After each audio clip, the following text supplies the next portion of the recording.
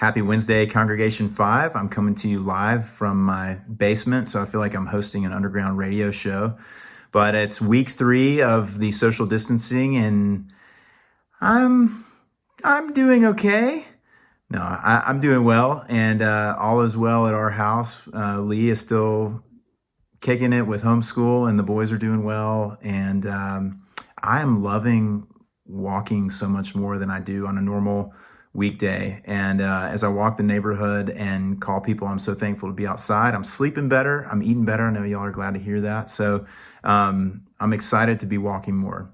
I hope that you guys got the link to the podcast and are checking that out, because that's where we're continuing to lay the foundation for the culture of the kind of congregation that we're trying to build here with Congregation 5. And so please check that out and engage with that. And also the email about groups. Would love for y'all to jump in groups. Even if you're in a group already in another congregation, if you've got the bandwidth, join one of these C5 groups, just so that you can have an opportunity to continue to build relationships and get to know other people that are thinking about coming with us to C5, or who are definitely already coming with us. And also prayer and fasting, we are going to bring that back. I don't know if that'll be this week or next week, but we're going to do that Thursdays instead of noon during the lunch hour. In this season, we're going to do 8 a.m. And I'll be real honest, the reason we haven't done that the last couple of weeks is for my own fear. I feel like I've been forced to involuntarily fast from a lot of things, and the idea of intentionally fasting from even more was scary to me. And so the Lord has been very kind, but very persistently convicting me about that and saying, nope, I'm still asking you to fast and pray and seek me collectively during this season and of planting, and even during this coronavirus season. So we're going to continue to do that. So more on that to come. And what I want to share with you tonight is this idea, the encouragement of please follow the Lord in coming to the end of yourself. I know this is a big part of what he is doing in this season, in me and in us. And as I have conversations with you all, I know that many of y'all are feeling the same way, but just the Lord is so kind to us to invite us and push us to the end of ourselves. And that's a scary place to go if we don't know what's on the other side. But when we are in Christ, Jesus is on the other side with his unlimited love and unlimited power.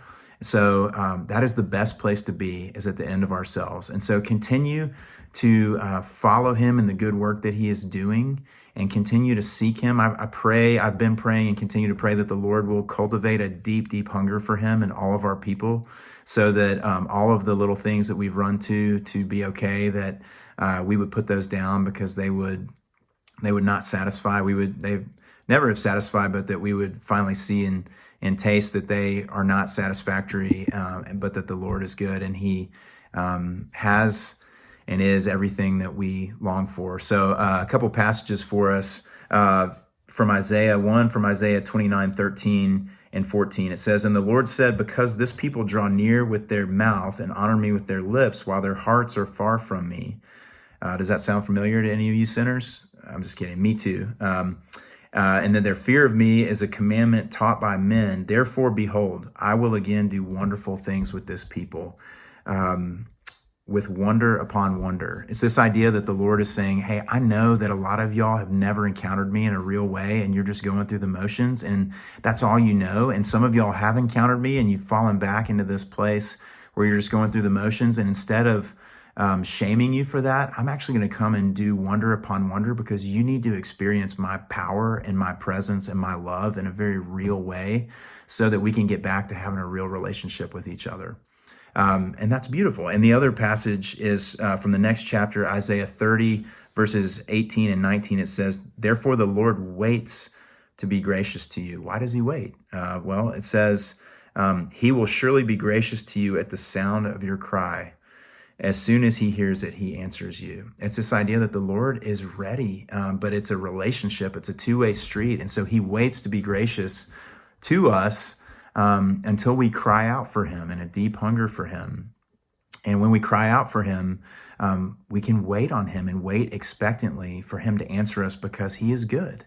He is a good father. He will not invite us to cry out to him if he will not meet us with what we need in those cries, which is himself, and a deeper understanding of what it is to be united with Jesus and to have this deep fellowship with God. So continue with me to press into following the Lord on his journey to take us to the end of ourselves. And lastly, I want to leave you with 2 songs to get us through the week and let these things roll around and be meditations in our hearts.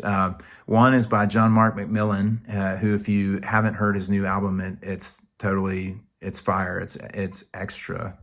But this song is called Unbroken Horses. And this lyric in particular, he says, love has come to slay us. Love has come to lay us down.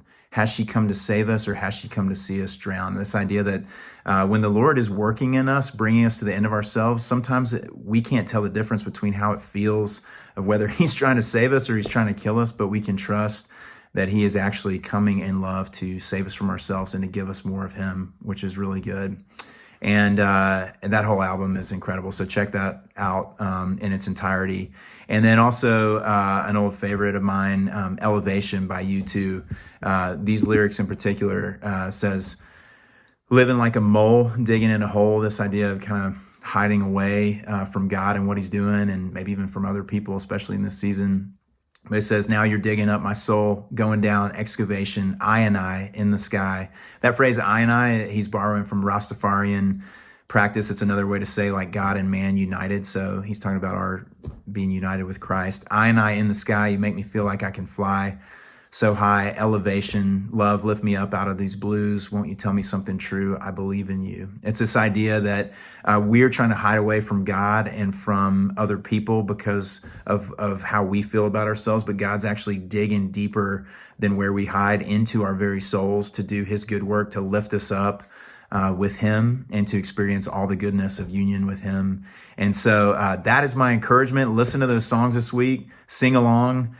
Be encouraged that God is doing good work, and follow him in that, and ask him for a deeper hunger for him, and then wait expectantly for him to answer, believing that he will, because he loves you. And I love you too, and look forward to seeing or talking to you soon. See ya.